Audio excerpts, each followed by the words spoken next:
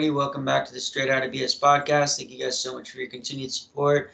Really appreciate it. Please continue to share the videos, like the videos, subscribe if you're not already. It really helps the algorithm. I really appreciate anybody that's done that. Thank you to my Patreon members, anybody that's donated to me financially. It's never expected. It's always super appreciated. So thank you for that. And I want to do a moment of silence for the person still struggling with intrusive thoughts or addiction or anything like that. So on the count of 3, I'm going to do a moment of silence. 1, 2, 3. Okay, thank you for that. And without further ado, I want to go ahead and introduce my guest for the day. Go ahead and introduce yourself and where you went and what years. Yeah, my name is Elise Lopez, and I went to Crosscreek Manor from 2002 to 2003. Okay. And walk us through your childhood and what led up to you being sent away. Yeah, so I was the epitome of a troubled teen. I got into drugs real young. So my parents divorced when I was really young, so I was kind of in a two household growing up, and my parents did not get along. So the communication there was very much lacking, and us kids kind of fell through the cracks there. And my mom was a single mom, had to work a lot. So that kind of, kept her out of the house. When she was home, she was, kind of checked out, either sleeping or whatnot. And that left us kind of to raise ourselves. Definitely, I'm an 80s baby.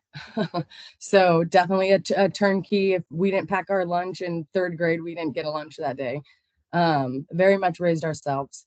And then when I was a teenager, probably about 13, 14, my mom got a boyfriend who lived, so we're in San Diego and he lived in LA. And so she would leave to work on Friday morning and then go to his house after work and wouldn't come home until Monday after work.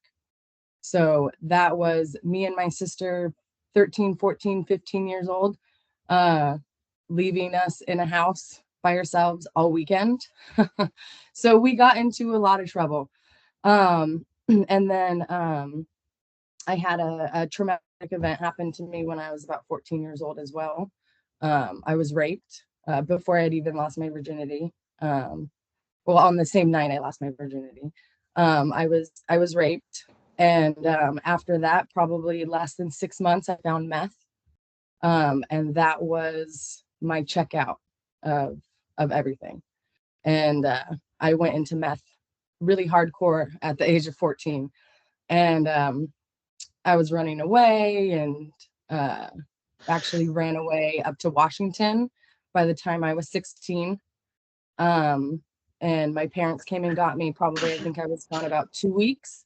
And my parents came and got me, drove me home, told me that they wanted, nothing but the best for me, that I was on this dangerous path. I was either going to end up in jail or dead, and they didn't know what to do. And so they decided to just, love me. My mom took me out and got me, like, later looking back on it now, it was the Cross Creek Manor checklist. It was new pajamas. It was new socks, like 5 pairs of new socks, 5 pairs of new underwear. Like, it was very meticulous. Like, she was doing a checklist. But at the time, I thought that she was just, that I had scared the shit out of them and that they were just, there for me now. And she wanted to spoil me. And that was not the case, because less than a week later, I had the escorts waking me up, probably about 5 o'clock in the morning. And at that time, I don't wake up at 5 o'clock in the morning. So for me, it was like the middle of the night. And yeah, they woke me up and took me to the room, told me that they were going to search me. And at first I was like, who the F are you? I don't know you. What are you doing in my home? Like, what's happening? And then they showed me the handcuffs and was like, well, we could do this the easy way or we could do this the hard way. So the lady in there did search me. She watched me change into whatever clothes they had given me.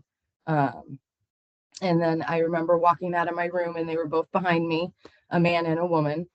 and my whole family was in the kitchen, and everybody, like my siblings, I have 3 siblings, 2 sisters and a brother, my mom and my dad, which at that point they weren't like talking. So I was like, what's my dad doing here? You know, like that, this is weird.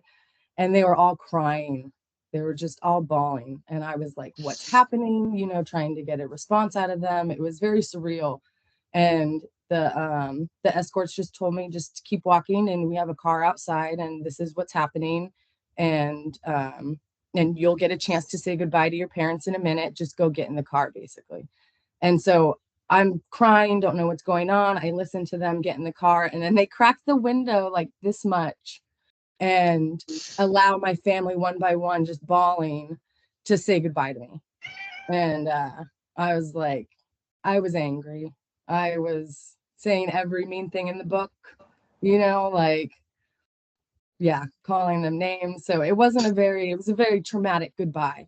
And then off to Utah we went, and it was it was crazy. And I'm not saying like I had it a lot better than a lot of other people who went to those schools. Once I sobered up, I was very much do what I need to do to survive here. It was my first uh, anything of being like in trouble or arrested, or, you know, a lot of kids did time in juvie. I didn't have that experience. So this experience for me was like lockdown, like jail. Yeah. Yeah. And I had piercings already, and so they made me take out my tongue ring.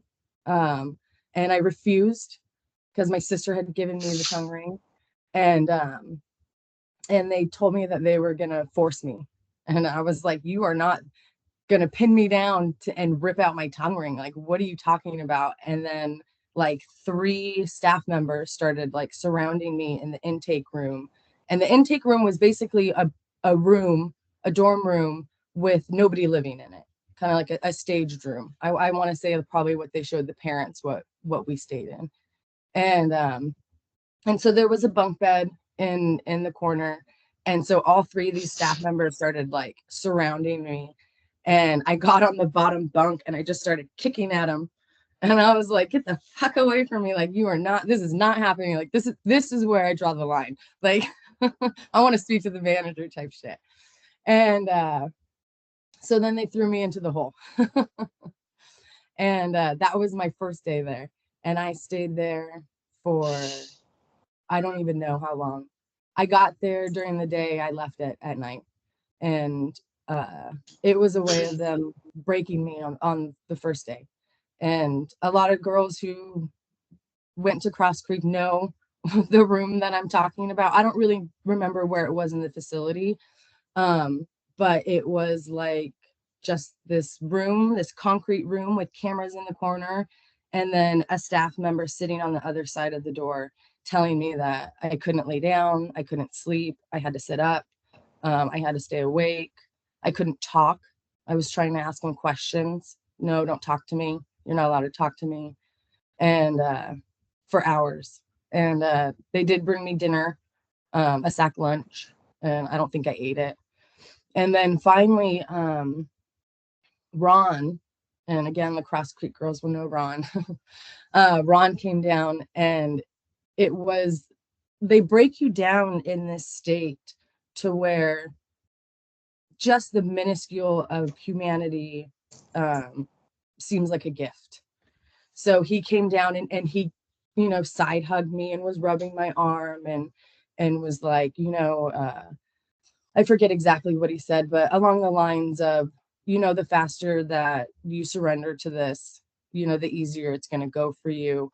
We don't want you to be in this state. This is not what this program's about, you know, like all this stuff. And I just started bawling. I just started crying. And I was like, I just don't want to lose my tongue ring. This tongue ring means a lot to me. My sister gave it to me. It was a birthday gift for my sister. So I was like, I just want to make sure that this tongue ring gets home, basically. And he was like, oh, absolutely. You know, why don't you give me that tongue ring now? And I was like, okay. And then that was like my first test of submission into the program. It was hardcore. Okay. What do you remember about, well, you kind of just told me that. How long until you realized the gravity of this situation? Very early on. Very early on. And like I said, when I sober up, I am a rule follower. That's my uh fight, flight, freeze. I freeze and I just do what I need to do to get out of the situation.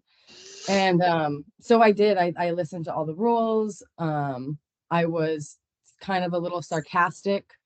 Um, and I think my first seminar, that was crazy. Um, and I really believed that we couldn't talk about it.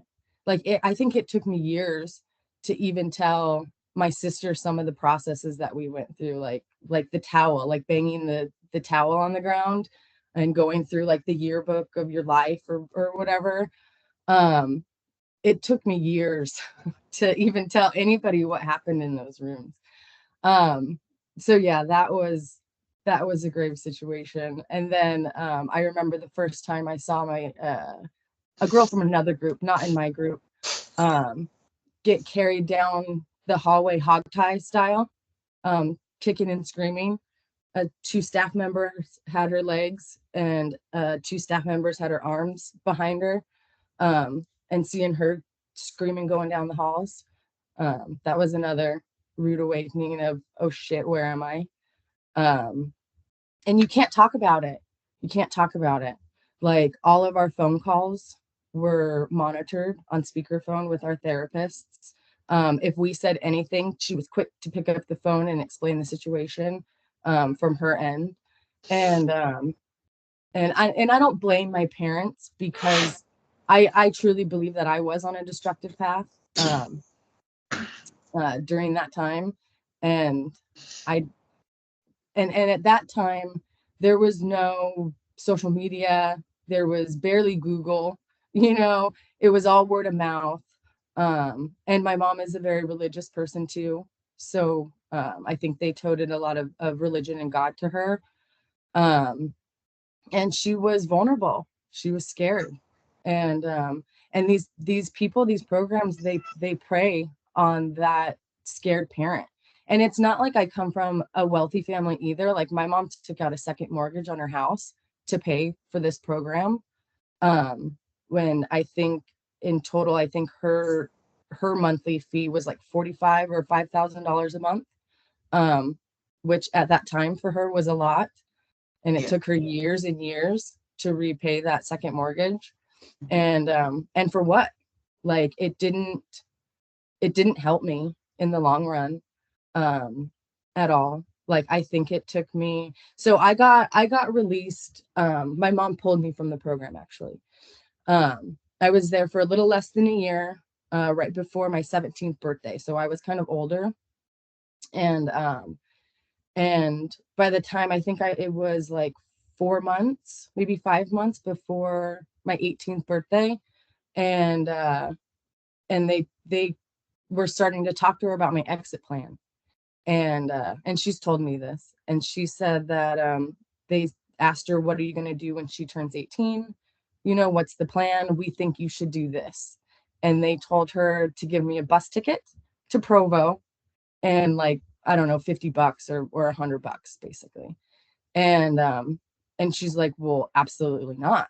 Like, I'm not just gonna, like, I sent her here for you guys to save her, like, why am I just gonna make her homeless again? Like, absolutely not. And I guess they kept pressuring her to kind of go to that extreme.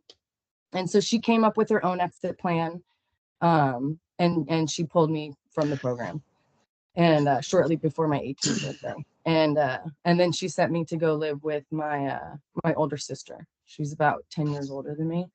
And that was in the San Francisco Bay Area, when I'm from San Diego. So in her mind, it was, she's still getting me out of the situation. I don't get to go back to old friends, family, or old environments.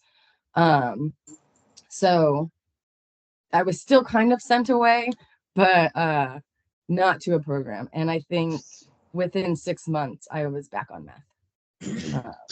It did nothing.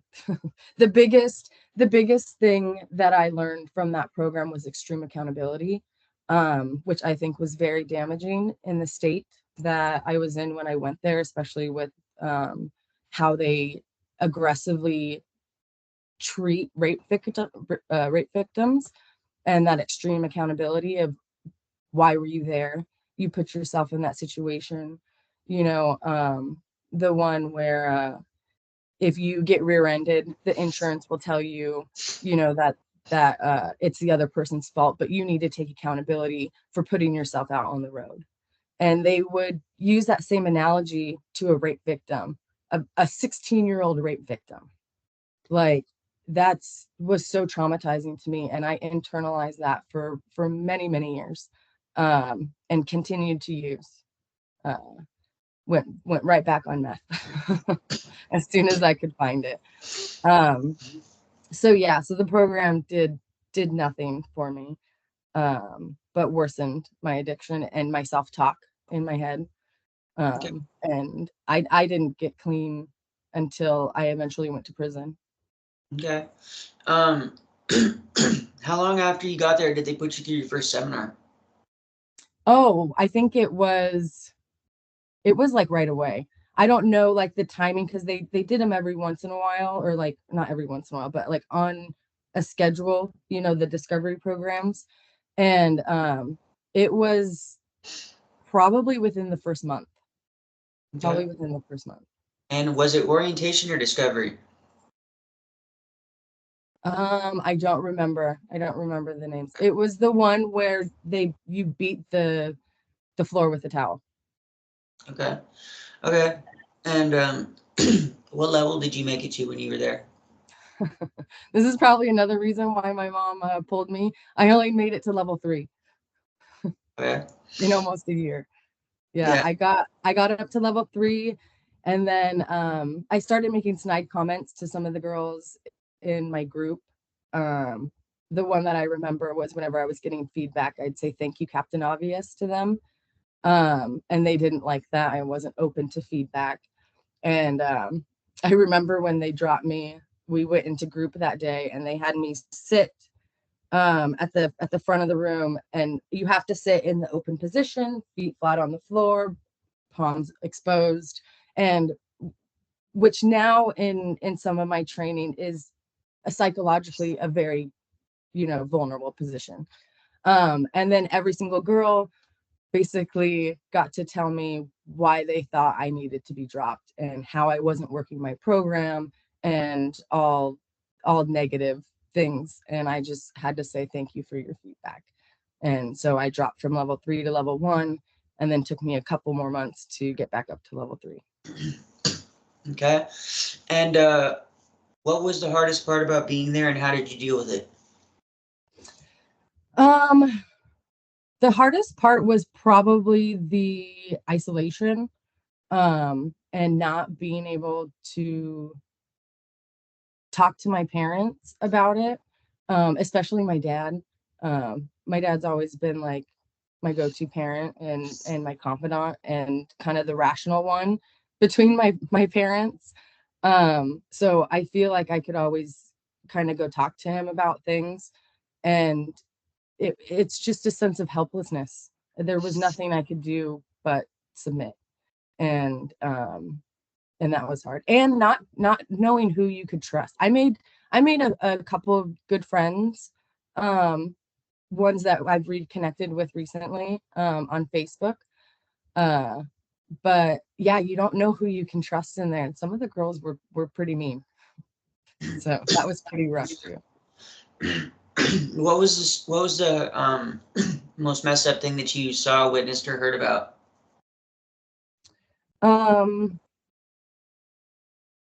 Well, you always hear about the sexual relations between staff members and girls. I wasn't witness to any of that. But I definitely believe it, and the girls talking about it. And then the most traumatizing though was how they used to attack therapy. And my group was a little bit less attack therapy than some of the other ones, but you really saw it in the seminars, and just berating people. And it's like you have to sit there in that energy and literally not do anything and just look away and just you feel for, I'm getting choked up just thinking about it. You feel for those kids. And even as an adult now, like I would never imagine speaking to a broken child like that. And I know that we're teenagers and a lot of us have a mouth on us and you know can talk back, but yeah, just the way that they would talk to some of the girls. Okay, did anybody come on to you in a grooming manner or make any sexual advances towards you when you were there? Not that I can remember. Okay. And were you on medication before you went there? No, my mom was huge on no medication. Um, my she's very kind of natural, holistic sense. So she did not want me on medication. They tried to force her to put me on medication. Um, she would not sign the release for me to see the psychologist, only the therapist. And I know that they pushed her over and over again to get me medicated. And I do have to thank my mom for that, where she was like, nope, nope, she doesn't need it. Okay, so they didn't try and give you any medication anyway? No. Without her signing? Okay. Yeah. Well, you're lucky for that. Yeah. Yes. Yes. If you could even call that lucky, but Right. so how many seminars did you make it through? I made it through, I believe it was Focus, and that was the one where you got to choose who lives and dies, right? Yeah. Yes. And I don't believe I finished that one. I chose out of that one probably about 2 or 3 times. Okay. Well, did you get chosen out or did you choose yourself out? No, I don't remember. I wasn't working it. I didn't get as emotionally involved as other people, I think. And I don't think they thought that I was working my program. And I remember the one, which program was it where they made you or seminar where they made you dress up? So I got That was focused that too. was Focus, right? Lady in Red. I got Yeah. Lady in Red, and I wasn't performative enough in front But of so you everybody. chose out on like the third day, or they chose you out on like the third day? That's crazy. Yeah, I don't remember, but I remember the Lady in Red, and I remember I did not perform up to par. Damn, they screwed you over with that one. Well, Did they? I mean, because like that's like it happens on the last day usually, the Oh, stretch. okay. So that's crazy that's great. They probably just didn't want you to go through it. That's probably a good Maybe. thing, but it's shitty that Okay. they fucking they Yeah, my that's memory's like way warped, and since the 2020 when Paris Hilton came out with Breaking Code Silence or that whole thing, I don't follow all the nuances of that. I know there's some drama there, but I'm not down that rabbit hole too deep. But that's what really triggered me into going into therapy. Like before that, I was a ball of mess of depression and anxiety and could barely leave my house, would have panic attacks going to the grocery store. Yeah. And then 2020 hit and I saw all of this stuff coming out about breaking code silence, and it was like a wall, like I had shoved this stuff so deep, and it's just been over the past 5 years that all of these bits and pieces and memories have been coming back. okay. And do you remember hearing about anybody disappearing or just like there one day and then not there the next day? Do you remember any of Oh that? yeah. Oh yeah. Yeah, absolutely. I think I was one of those girls, um, because they don't let you talk to anybody. And my my old roommate at the time, I'm still friends with her on Facebook, and she's told me a couple times like that me being there one day and just waking up and I was gone, and we never got to say goodbye.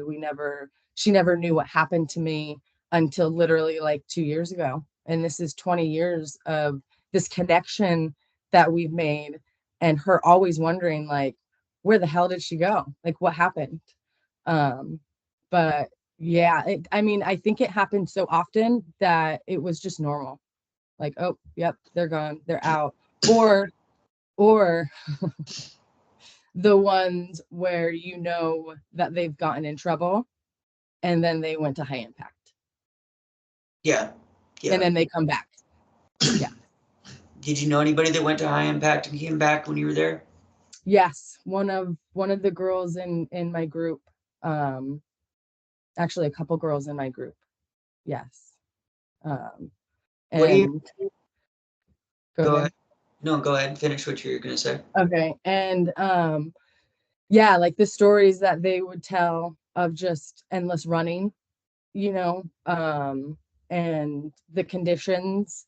I think one girl got transferred from Casa by the Sea, and the stories that she would tell were like horrific. And I don't want to go into detail on some of her stories because those aren't my stories to tell, but like the sleeping conditions, the food, you know, everything was just, it made you want to stay in line so you didn't have to go there. And it was a huge threat over all the girls' heads.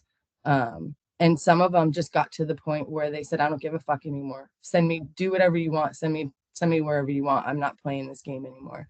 And they would come back not looking good, and not having fun stories, and just broken. I was gonna ask you what were they like before they went there, and what were they like when they got back? High impact. Yep. Feisty. So a lot of the ones that went to high impact were feisty. They didn't want to play by the rules. They bucked the system. And then when they got back, they were broken. You know, like, okay, I'm back, I'm here, almost grateful to be back, you know, from one hell to another.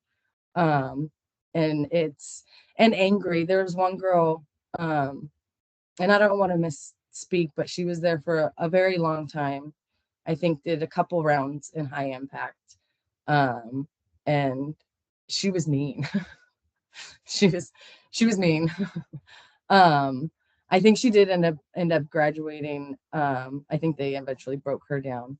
But yeah, they just get more angry sometimes. But yeah.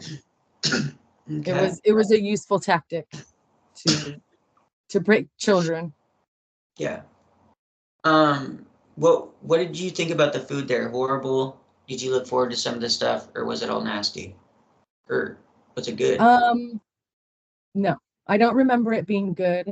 I know there was probably some good days, but the things that stick out to me were the junk foods, the Pop-Tarts at the breakfast, or the single serving cereals. You know, everybody's fighting for like the best one so you don't get stuck with the plain cornflakes in your banana. But no, I don't remember anything good about the food. The main memory that I have about the hall was because they used to play the self-help, the Zig Ziglar and Billy Graham, stuff like that, and you're not allowed to talk while you eat, so it's weird. And then yeah, so you're not allowed to talk, and then you listen to all these self-help tapes. And I remember one of the staff members thought it would be funny to play monk music for us. And he played it for probably like, I want to say a week. And it was just hemming and hum, like that. And I don't know why, but we did not like that. And even another staff member was like, can we please stop like listening to this?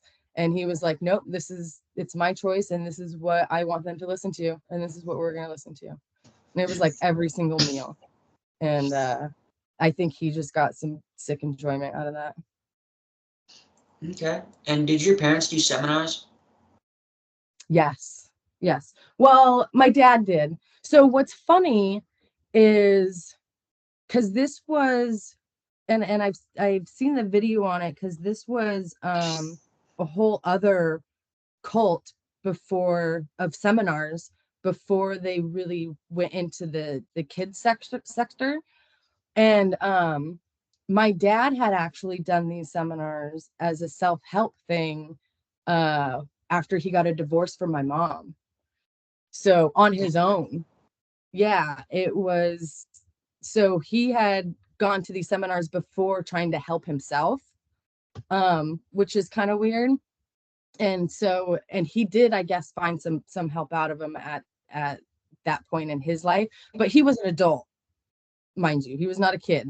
He was an almost 40-year-old man who just got divorced from his wife and looking for something to pull him out of it. And I think they did market it towards self-help for adults, like back in the 80s. So he had already been to the seminars and found some good out of it on his own. And then my mom, I think, only went to 1 or 2 seminars before she was like, nah, not for me. And she refused to do any more seminars. Do you know if they went through Discovery and Focus, or do you know if they were different seminars? Do you know what seminars they went through? I believe they went through Orientation and Discovery, and I believe my dad had been through Focus on his own. Okay, interesting. Yeah. But I hear it's kind of different for the parents and for adults. I don't think it was the same kind of attack as we got. Yeah, no, it was definitely different. Yeah. You know if it was the same like premier educational group or whatever doing the seminars? Okay. I don't remember. Okay. And let's see. Did they give you a confession letter or make you write a confession letter? Oh, and yeah. then get a commitment letter in the mail? I don't remember the commitment letter. I remember writing the confession letter. And it was a novel of confessions. My dad never got to read it. My mom never gave it to my dad. And I believe she told me that she only got halfway through it because she didn't want to see the rest of my confessions. Okay. And how did you you kind of went through it a little bit, but what happened when you got to Provo, and how did you end up getting back home? So I didn't well, I went to Leverkin, and my mom pulled me. So I got woken up in the early hours by my family leader, not my therapist, but the other lead lady, Sherry. And she just told me to get all my things, and she took me to the airport, and I was there with one other girl. And I had medical issues before. Like I had cervical cancer they found when I was there. And so, and my mom, again, very much weird about doctors and healthcare, refused to let them treat me. They wanted to treat me with their OBGYN, and she refused. And so I had already flown home for 24 hours to get a procedure done, and then they flew me back. So like I thought that I didn't know that I was going home, and she didn't tell me that I was going home. So she literally just drove me to the airport, put me on a plane, and then I saw my mom when I got off the plane.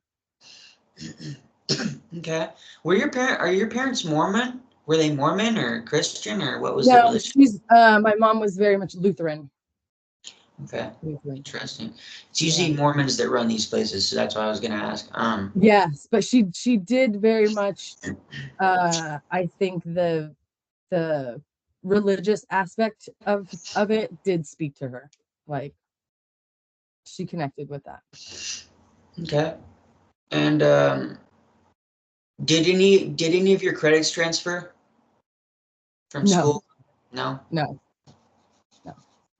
Okay. I had to retake. I did the junior year twice in public school. Okay. And what happened when you got back home? Yeah, so like I said, within probably about 6 months, as soon as I found it, I was back on drugs.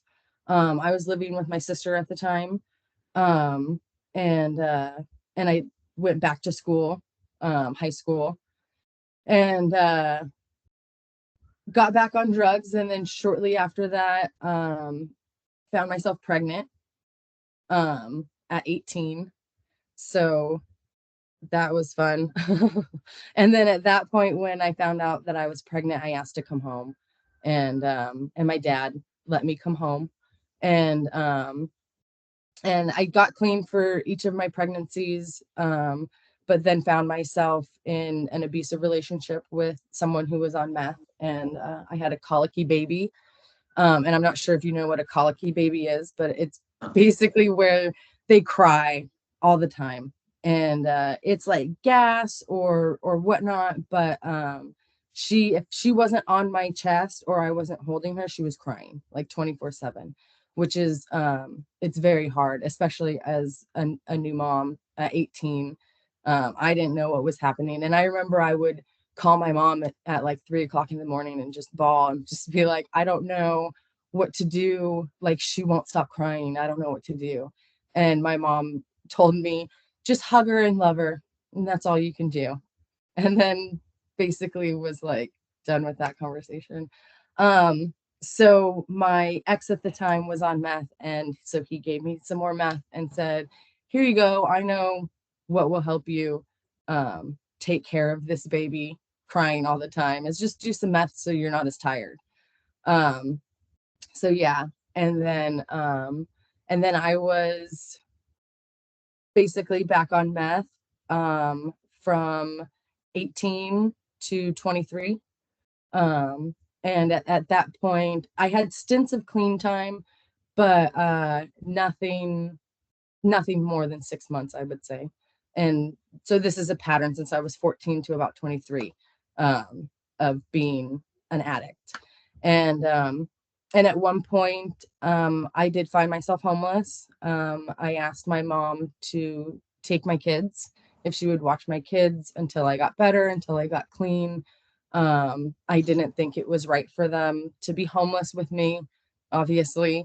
And so I asked my mom to watch them while I got my shit together. And at that point, I was like, I think 21. No, 20. I was 20 at that point. And I thought that I was just going to go get a place and we were going to make it work. And, all these grandiose pipe dreams of how we were going to do this for our kids. And we just kind of fell deeper into our addictions, which led to, illegal activities to try and feed those addictions. I used to steal from stores and sell all the merchandise half price. They call it a booster. So that was my profession. And then I ended up getting caught for that a couple different times. So probably about 3 different times in 2 different counties. And that time I went to jail the first time, and I went to jail for probably about 4 months. And that didn't set me straight. And then because I went right back to the street, I think it took me a month, maybe 2 months, because I remember getting out the first time and my mom let me live with her and my girls, and they were still I think they were 2 at this point, 1 and 2, or 2 and 3 at this point. And I got a job, and then I found out that my manager at that job was doing meth. So I picked it right back up. And within a year of getting out, I was right back in jail. And actually prison. And prison is what actually got me clean. Okay. Were you injecting, or were you just smoking or snorting? I was smoking and snorting. Yeah. Okay. And I think I'm very I'm not a religious person, but I am a spiritual person. And I believe the universe was looking out for me because I did have a lot of IV users around me. That's primarily who I hung out with. And nobody in that circle would allow me or teach me how to use it, how to shoot up, basically. And I would bug them. I would bug them to teach me. And I think that was the universe looking out for me. Okay. Yeah, I did meth and heroin for over a decade, so Yeah. like 3.5 years clean off Good. that. I'm on methadone now, but and I'm That's still okay. sober. Fuck anybody that Yeah. says I'm not sober. So Oh my God, can we get sobriety, into sobriety addiction? is how you view the shit. I would love to talk to you about my view on addiction. Yeah. I'm very anti 12 steps. Well, 12 step is just a fucking cult. It's a It cult. is. Oh my God, it is. And the negative And they're self-talk hypocrites. They're and hypocrites. rhetoric, it's crazy. They're Yeah. literal hypocrites. How the fuck are you gonna tell me that I can't smoke weed, but you're telling people to smoke cigarettes, you're giving them coffee. Those are two addictive things. Mm-hmm. Mm-hmm. Fucking And hypocrites. it's the same thing of smoking weed and shooting heroin. No, Yeah, sir. yeah, it's not. I don't subscribe to that at all. And for some, and if it works for you, it works for you. Great, that's awesome. But I personally don't think that coming there and focusing on everything that you fucked up and did wrong is a good thing. Personally. And continually to tell yourself that how broken you are and that you have a disease that you have no control over. Yeah, you're It's powerless. so, oh God, yeah. It's so unempowering, that program. And I think we need to be doing the exact opposite. And I think it does work for people. And anybody who has found sobriety through NAAA, I believe, has done that in spite of the negative hypnosis that they put you through. And I just applaud them even more. And I believe it is because they found the community within NA and AA and not because of their practices or their steps. Yeah, I'm just a firm believer that they didn't. If they were to somehow, like NA or AA, were to disband or stop existing, I wonder how many of those people would actually stay sober. You know what I mean? Exactly. Because Do you know the statistic success rate of NAAA programs? probably like 20% or something, right? 8% success rate. Yeah. And yet it is the gold standard of addiction and recovery. And that's mind blowing, with an 8% recovery rate or success rate. And this is the gold standard in our country. It's Well, crazy. it's because it's involved with the religion, so that's why one of the reasons it's pushed so heavily is because there's the higher power part of it, which I could never wrap my head around because I believe in a higher power, but anywhere they say, "Oh, it's not God," it can be whatever you want it to be. It's still a fucking higher power, dude. That's what God is.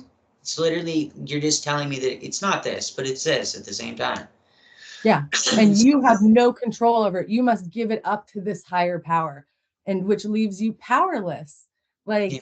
we need to be empowering these addicts and these people to make them realize that they do have power over their lives, and you do have power over your brain, and you can do this.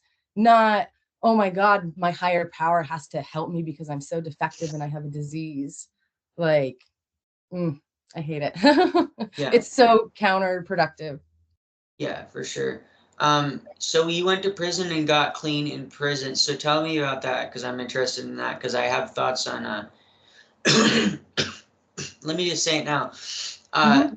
If you force you cannot force somebody to get sober, in my opinion. It works maybe Right. like less than 1% of the time. Like, and people that, if you did go to prison and just being away from the drug was enough to get you sober, then congratulations. But for me personally, like, I know like so many people that have been locked up or forced to go to rehab. I was forced to go to rehab multiple times until I was ready. I didn't fucking get clean. until I decided that I wanted something different. I didn't get clean. It doesn't fucking matter what people told me. It doesn't matter any of that. You can force all you want, but literally all you're doing is fracturing that person more. Like you're literally just forcing them to do something they don't want to do. So I'm kind of curious, like you went to prison and got clean. Is that what happened? Yeah, so well, I got clean for my kids, really. Okay. Um, so I went to prison and I thought it was just another stint in jail. I didn't know I was going to be going to prison. It was like my second offense, and in like I have charges in San Diego and Orange County. And in Orange County, when you violate felony probation with another felony, which is what I did, it's an automatic prison sentence. Yeah.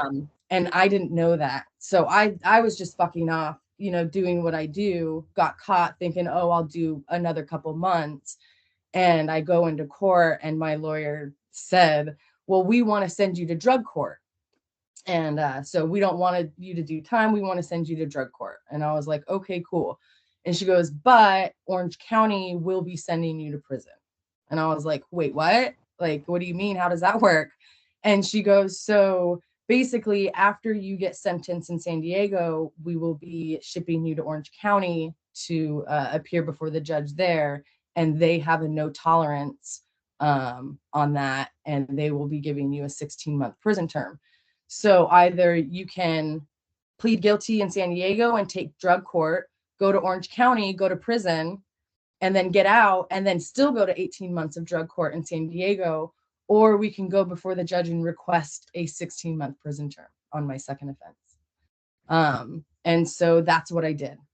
And I requested a 16-month prison term and went to prison and did my whole term. And then they extradited me to Orange County, and then I ended up getting out with time served because I had already done it.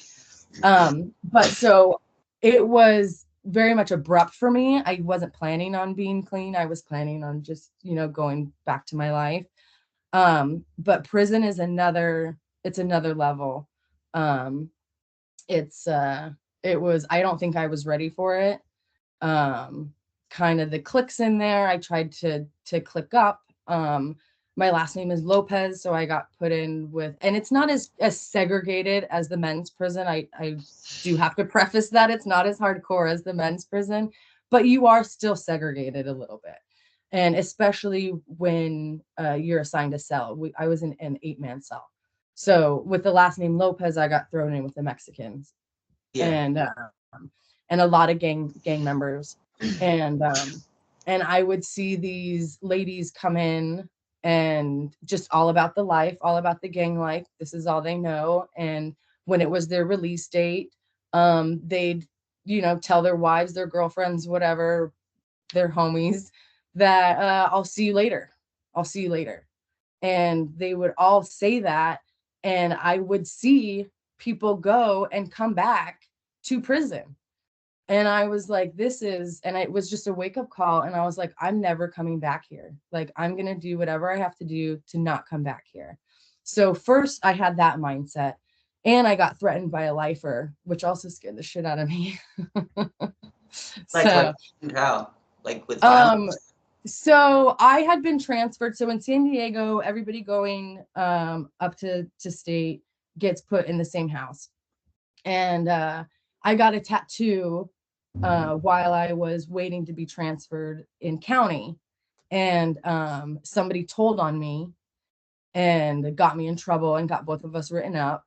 And so when you're part of this life, snitches get stitches, right? Like, why are you telling on me?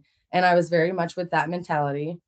And so so the whole time that we were in cell, me and my friends would basically harass this lady for telling on us and getting us in trouble. And not, when I say harass, I don't mean like beating. I don't mean like movie type stuff. I mean, we would cut out pictures of snakes and glue it to all of her shit in her room when she wasn't in there, like stuff like that.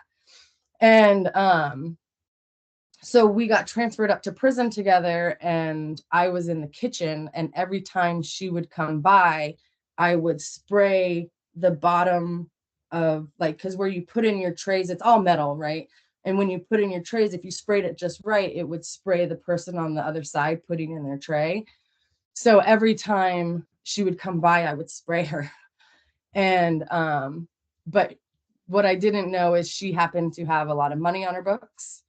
And she had befriended a lifer right away when she got that, or when she got there. And so the more I fucked with her, she had her lifer friend come threaten me and tell me to leave her the fuck alone, or she would end me, and I don't know what the fuck I'm doing here, you know, very threatening vibes. So I was like, you know what, fuck this. This place is not for me. I don't belong here. I'm never coming back. So then at that point, I started going to NA and church in prison. And I would call my mom who had my girls. And at this point, I was still in contact with my mom. My mom wouldn't send me any pictures of my girls. I would try and call her. She'd answer sporadically. She never took my girls to see me. And I don't, I think back then I expected her to. Now that I'm grown up and looking back on it retrospectively, I'm glad that she did not bring my girls to come visit me in prison.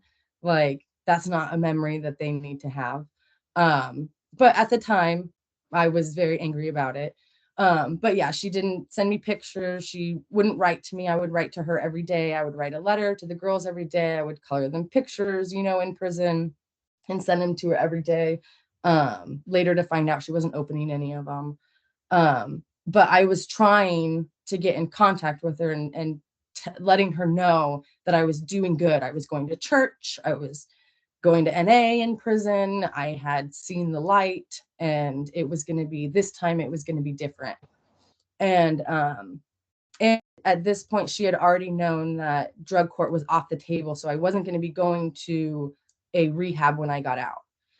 And so she had basically wanted to be sure that this was it and that I was speaking the truth. And she had told me that she set up a 18-month program for me when I got out, and that I could either go to this program on top of my prison term, and at the end of it, she would give me my kids back, or I could not accept this offer, and I would never see my kids again. And I was like, oh, okay. Well, I'm already like telling you that I've seen the light. I've hit my rock bottom. And so I agreed. And so basically, for probably about the last 6 months of my sentence, I was getting myself ready to, you know, do this 18-month program at my mom's bidding. Whatever she told me to do, I was going to do it.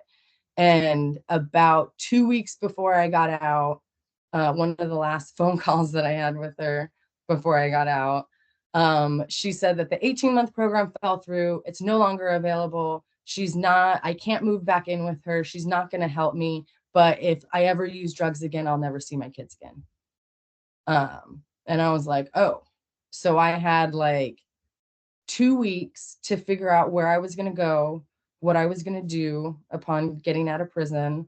I ended up calling my ex, my girls' dad, who was also a drug user. He had been clean at that point and at this point we were separated. We were no longer together for a couple years. I didn't really have much contact with him, but I didn't know who else to go to. So I called him, and he had a job. He was working at the grocery store. He had 2 years clean, and he was like, yeah, I'll help you. Like, we can do this together. You know, we don't have to get back together, but, you know, I'll help you get on your feet so we can get our kids back, basically. And so that was my plan. And I did. I moved in with him, which was a fucking horrible idea. It was awful. But for like 6 months, I was doing visitation. I got out of prison, and I enrolled myself in an outpatient. I wasn't going to do an inpatient, but I enrolled myself in an outpatient program, did the whole NA thing, had my mom giving me rides to my NA meetings twice a week so she could see that I was doing better. I was with my kids every weekend from Friday to Sunday. And then she would drive me to my NA meetings like on a Wednesday or midweek. So I'd get to see them for dinner, midweek as well. And I was doing good. Like I went to parenting classes of my own accord, just so I could prove to her that it was different this time. And I even became secretary of my NA meeting, where I was signing off on the court paperwork that these ladies had to bring in, and I was holding the keys and everything. And so I was doing good. And the better I got, the more she started pulling my kids away from me. So I got clean with this carrot of, I'll give you your kids back. Because I had asked her to take them like way back when, and she like immediately went to the court and got legal guardianship.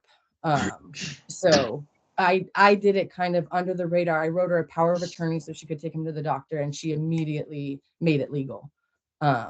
So she was dangling that carrot of, yeah, I'll sign your kids back over to you, basically. And but yeah, the better I got and the more clean time I got under my belt, the more she started pulling away, and she eventually ended up moving 6 hours away from me when I was 2 years clean, and just took my kids. And yeah, that was rough. But I didn't use. I didn't use. But yeah. Then, so what changed your mind about NA then, since you did it? Yeah, so I had an experience where a couple girls who I used to hang out with in my addiction came into NA. And I was NA for 2 years, and the rhetoric never really sat right with me. I never did, 90 meetings in 90 days. I never got like a real sponsor or really worked my steps. I kind of just picked and chose what worked for me, like making amends. That's great. I love that step. Yeah, definitely make amends with people that you have harmed in your life. I think that's a huge growth experience. So I would pick and choose. And then a couple girls who I was in my addiction with came in, and they were court mandated, and they started talking shit, and they were like, you think you're all better than us. I don't ever forget where the fuck you came from. You're no better. Just started bringing up, shameful things in my past. And I lost the community that was NA. I lost that. And so I wrote it off, and because I think that's what I was getting out of it, was that sense of community. Like I was showing up, and we were talking about it, and we were helping each other. And, I felt a connection with the girls in the room, not necessarily with the steps. And when the community was taken away, when that aspect was taken away, I saw no use for it and still remain to stay clean. Okay. What do you remember about the first time you ever, or what drug did you start with, and what do you remember about the first time you ever did meth, and like what got you to do it? Oh, this is a messed up story. My friend's mom actually got me to do meth for the first time. So we were partying. My mom was away all the time. I was 14, 15. I think it was the summer before I turned 15. And my friend's mom was the cool mom, the one who would buy us alcohol, the one, who, yeah, not a regular mom, a cool mom. And she got drunk with us one night, or she got drunk one night. I wasn't drunk, and she needed money to go buy more booze or something like that. And she told me to drive her to her friend's house, which was like the next town over. And mind you, I don't have a license. I've stolen my mom's car, so I know how to drive technically, but I don't have a license. And so she tells me to drive her to the next town over so she can get money for more booze. And I did.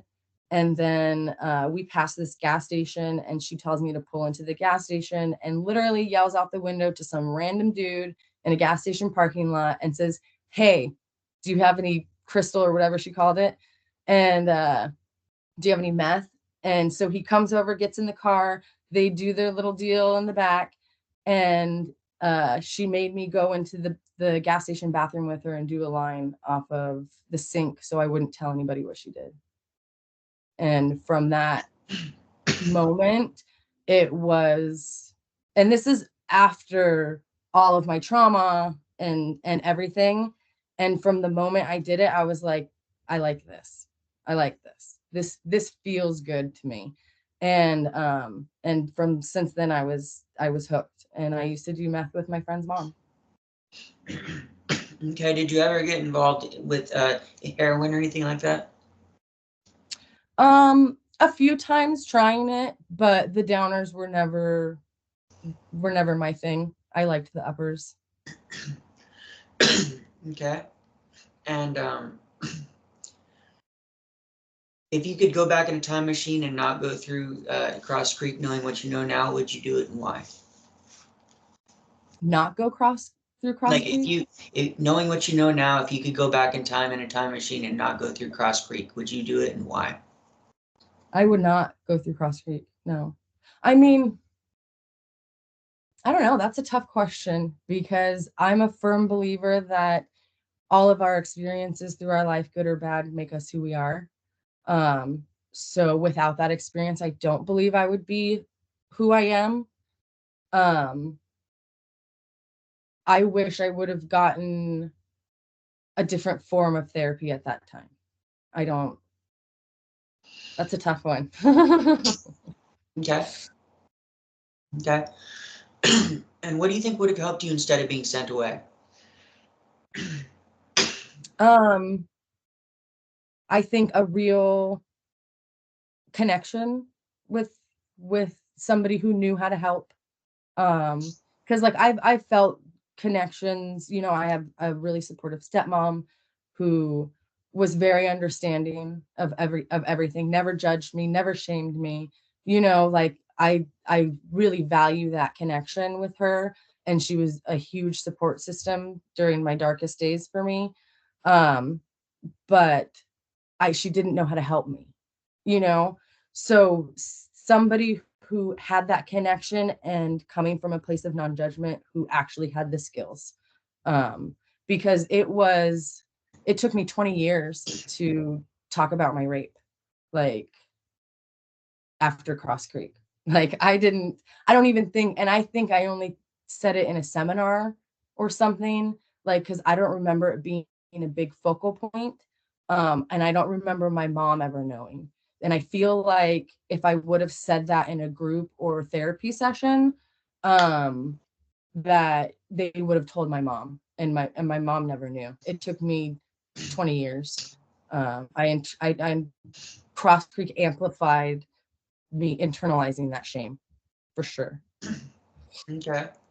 And were you ever forced to admit to anything that you'd never done before and that never happened to you in the program?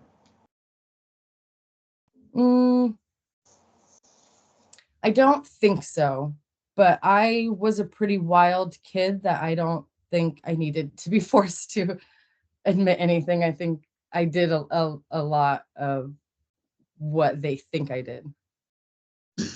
Okay. So I guess we were lucky in that sense that we had trauma, if you can even call that lucky. I know. That's such a crazy statement. Yeah. Yeah, because if you don't have trauma, then you have to make shit up. Exactly. And I've seen girls do that. Mm-hmm. Yeah. Did you feel like you had to cry to show up in the program? Oh, absolutely. If you didn't cry, it wasn't real. Yeah, at all. For sure. And I think sometimes that's what got me in trouble, is I wasn't working the program hard enough. But yes, definitely. Okay. And did they ever threaten you with high impact or any of those places? No, the closest I ever got was think it was called Staff Buddy. I got put in a blue shirt and I had to listen to the tapes, and I had to do the 5-minute showers, which were, oh my God, awful, with someone watching you. Like, they say that they're not watching you, but they're watching you. Yeah. And you only had 5 minutes, and it's like drill sergeant shit. Like, it's the sense of anxiety and stress and urgency, all while I'm just trying to take a shower after I've just listened to 16 hours of book on tape. Like, yeah, that was the closest I got. And I think I did that for like a week. And yeah, then Yeah. then started listening. And did anybody try and run when you were there? And what was their policy on running? Like, what did they say they'd do if you ran? I don't think anybody tried to run like actively when I was there. It was so locked down that there was no chance of running. But if you look out the window for more than 3 seconds, that's run plans. That happened a lot. You talk to somebody through a doorway, that's run plans. You know, but nobody that actually tried to run. But you always hear the stories about it, that even if you tried to run, you're in the middle of nowhere. The whole city works for this place. You're not going to get far. And where are you going to go? You're in the middle of the desert. You're in the middle of nowhere, Utah. Where are you going to go? And anybody that you run into is affiliated with this place. And so you'll be sent right back, and it'll be worse when you get back. Yeah. Mm-hmm. And did you suspect or know of any staff members doing drugs when they were on shift or on the facility? I don't remember. I don't have a specific memory, but I remember when all of the memories were coming back, I spoke to my ex, because he was the first relationship kind of after that place. Um, and I was like, hey, do you remember me, telling you anything about that place, trying to gather some kind of information, back in 2020. And he said that, yes, that the main thing that I would tell him was that the staff members were pedophiles, and that half of them here are fucked up. Like, I could tell that they were on drugs, and that I would cry a lot, and I couldn't express to him the things that I saw there. Okay. And is there anything else you want people to know about your experience in the program, or anything that you might tell a parent thinking about sending their kid to a place like this? Oh God, don't do it. It doesn't work, because they use attack therapy. The therapy, and I think I've heard you say this in a podcast before, is the scary thing about it is they take good things and they twist them. So it's like any good piece of therapy that they are selling to you will be twisted into the negative once you're behind those closed doors, because they do have some good processes. I've studied extensively in NLP and hypnosis and rewiring my brain and dealing with anxiety and depression and all of these things. And and there are some overlap of the good and what the program taught you, but anything good in there is shrouded in negativity and attack therapy. And attack therapy doesn't work. Well, that's why it works, is because it's truth mixed with fiction. Yes. That's what makes it really believable. Yes. And it's yes, mind control. So it's mind control. So most of the time you don't even realize you're under mind control. Exactly. Yeah. And they spin it in such a way that, oh, that sounds amazing to the parents. And the parents are so vulnerable. And really, like 9 times out of 10, these kids just need a connection and somebody to believe them. I've done a lot of study on what's her book called? The Good Inside Child. And if you as a parent or a caregiver, in the bottom of your heart, believe that your child, no matter how old they are, is good inside, it changes the way that you respond to them and interact with them. And I know my parents, and that's hard to do, very hard to do, when you have a traumatized and, you know, a teenager that's acting out and doesn't know how to handle what's going on with them.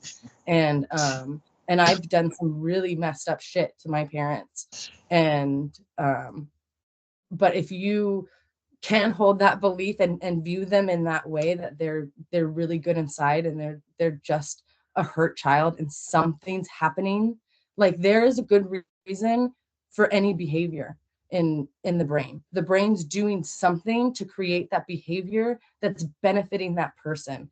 And if you can find what benefit they're getting out of this behavior, you can help them rather than just saying, stop this behavior. This behavior is unacceptable. No, there's a good reason that that behavior is happening. And you just need to find what that is and what your brain is protecting you from with that behavior. Yeah. So I think if parents can look at it from that point of view or find professional help that has that type of view, I think that would be so much more helpful than literally making your child feel abandoned and less than and shameful and judged for how they're acting. Yeah. How's your relationship with your parents nowadays? Have you talked to them about how this affected you? Have they watched the program? Yes. So my dad is has watched the program. He's apologized profusely. And again, I don't blame him. I have a great relationship with my dad. Always my whole life been non-judgmental, and I feel really has held that belief of, you're my baby, you're good inside, I know you, I love you, like we're gonna get through this. I don't know what's happening with you, but we're gonna get through this. And so my relationship with my dad is great, and he has apologized, and he said if he'd known, he would have pulled me out, you know, absolutely. And basically has consoled me in that way, and has apologized, and I do accept that apology, and I do believe him. My mom is another story. And my mom, so I never did end up getting my kids back. I fought my mom in court for many, many years, until my girls were finally at the age to choose for themselves, and they chose to stay with her. Like I said, she's 6 hours away. They had a friend group, you know, went to school up there. They didn't want to move. So I didn't force them to. I wasn't going to rip them out of the only home they ever knew. Everything I do and all my decisions, especially around my kids, come from the place of I want what's best for them, and not what's best for me or what I desperately want, but what's best for them. So my relationship with my mom is definitely strained. I'm not no contact. I do still see her. It's very surface level. I've told her about the program and kind of some things, and she just defends herself. Well, I didn't know what to do. I thought you were gonna die. I saved your life. I was just trying to save your life. And I said, I get that, you know, whatever. Do you think you could watch the program and maybe we could talk about it? And she said she would, but she still hasn't. And it came out, what, a year ago or something. So she's very much doesn't want to deal with it. And I allow her to live in that space. That's the reality that she wants to live in. And I've found a way to interact with her in her reality. I wouldn't say that we are close by any means. Like, I don't think she really knows who I am as a person. But I also don't hate her. I spent a lot of years hating her and resenting her. And it didn't affect her one bit. It was only affecting me. So now I allow her to be her, and I allow her to bury her head in the sand as much as she wants, and I just allow that not to affect me. Okay. Have you seen your kids at all? Do you talk to your kids? Oh yeah, absolutely. Yeah. So I fought her in court for a very long time, and basically it kind of got resolved that I see them every holiday. I see them every other weekend. And then I was supposed to get like a Skype with them once a week.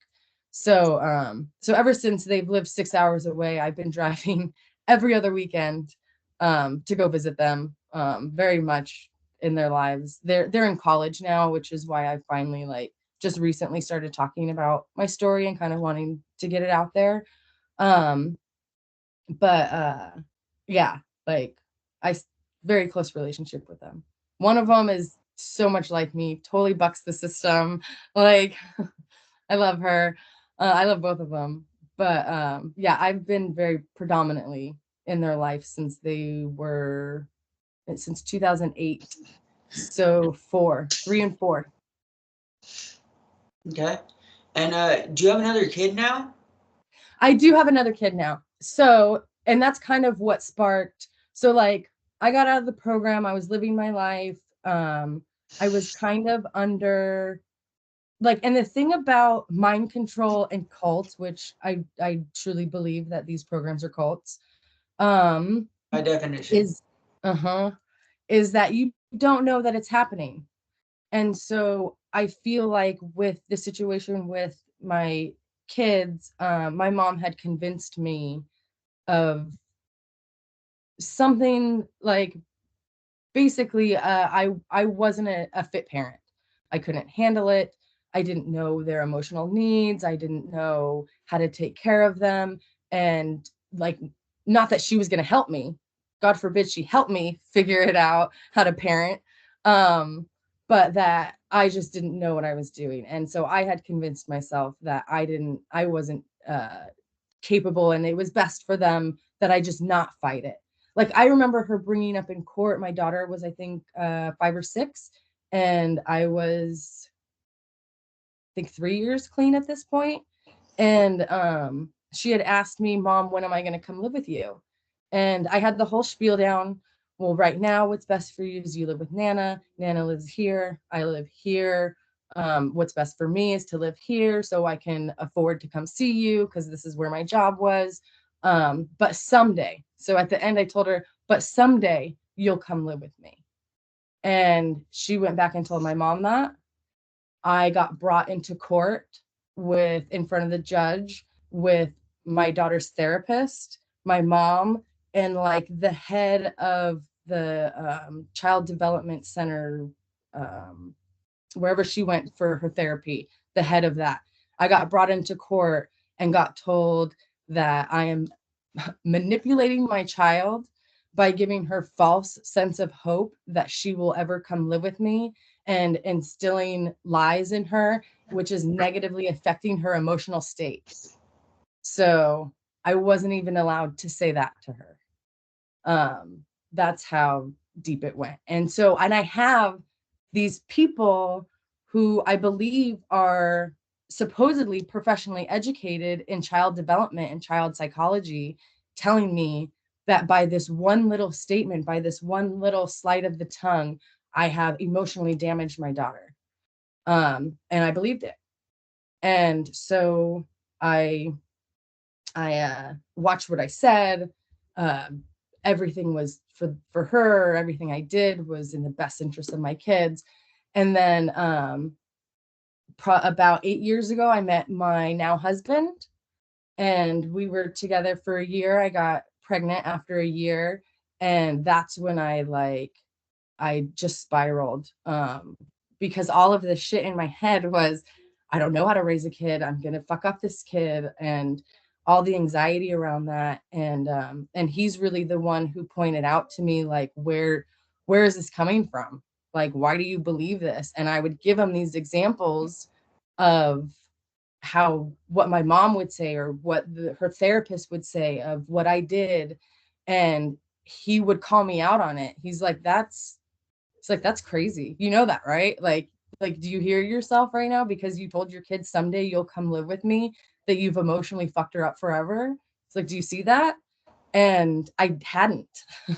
And there were so many instances of this, where he would just call it out, and then it was like the blinders were off, and I was like, oh my God. And then now I had this new kid, and postpartum depression kicked in, anxiety. Like I said, I couldn't go to the grocery store. I felt everybody was judging me. Hold on just a second. As I'm talking about him, here he comes. Yes. Can I use that headphones? Go ahead. Where are they though? They're on the counter. Nice to know. Thank you. Sorry. um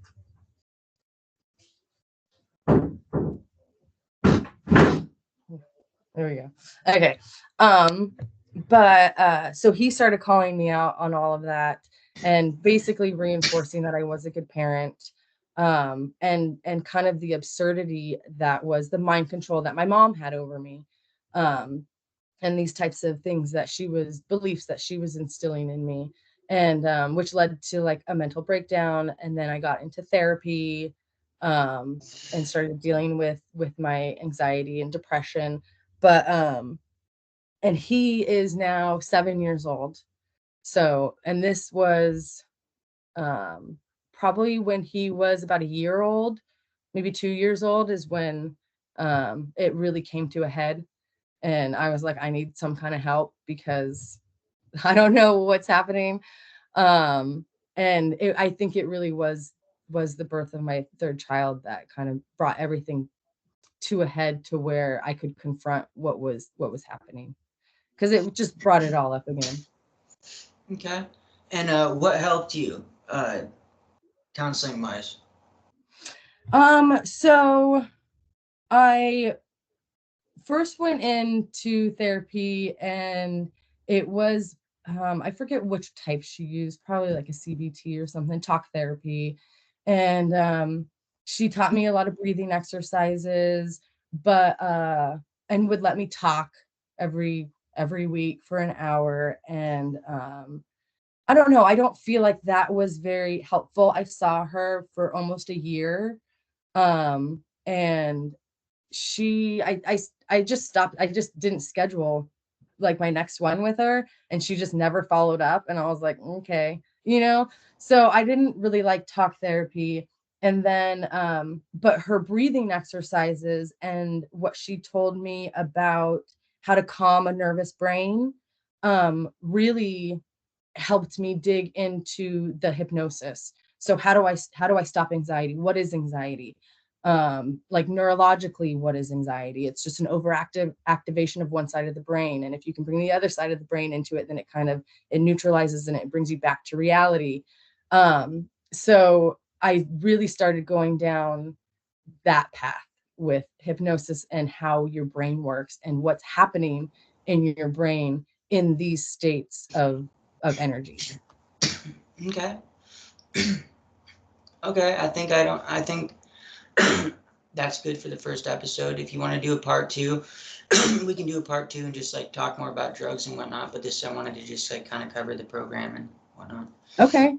Yeah. But yeah, I would love to talk to you about addiction and hypnosis and the life process program. And if you're cool with it, maybe show some, using you as a demo, maybe show some anti-anxiety tools and stuff like that. Okay. Yeah, we can do that. We can do Okay. that. Have you ever heard of focusing? What do you, in what aspect? It's a technique that people use to, it's a body-based trauma thing where you just like, where you pretty much just say hello to what's arising in the moment when it's arising instead of pushing it down. Just like, oh, I'm angry. Okay, hello, anger. Why am I angry? Where's this actually coming from? And then just like, you can actually, when you close your eyes, you can actually, like, when I close my eyes, I actually see like colors and like fractals and like visuals. And then I see like, which I believe to be the energy moving within the psycho-emotional energy moving, coursing throughout your body. Because it's trying to get your attention. Like when you're feeling something, your body's trying to get your attention. Yeah. The body keeps the score. So yes. Yes. I'm really into body-based. I'm really into body-based stuff, and like somatic stuff is what's really worked for me. But yeah, I'm totally down to do that and see what worked for you, and we can do that and do another episode.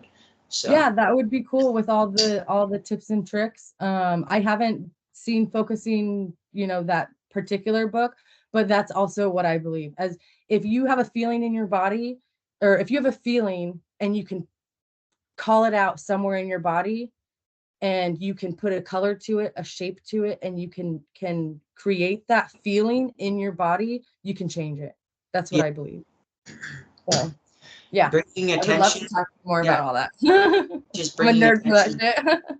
Yeah, bringing attention to what's arising naturally. I mean, that's just because your body's naturally trying to purge itself. It's always trying to purge itself. It's always trying to, because you naturally just want to have homeostasis and just be happy and just content with things and just. But if you're, and even if you feel numb, that's a feeling too. Just say hello to feeling numb. Then it doesn't mean it's a bad thing. You're just numbness is a feeling too. He's just like, I don't feel anything. Well, feeling nothing is a feeling too. Like, you know what I mean? So I don't know. I don't want to get too far into that right now, but yeah, we'll do a part 2 on that. And thank you so much for coming on the show. I really appreciate it. And I will be in touch about doing a part 2. Okay. Okay. Awesome. Thank you so much. Yeah, and if you watched the video so far, please make sure you share the video, share it everywhere. Like the video, subscribe if you're not already, and we will catch you on the next one. Bye, y'all. Yeah, and come back next time for more tips and tricks on anti-anxiety. Okay, cool. Sounds good. Thanks.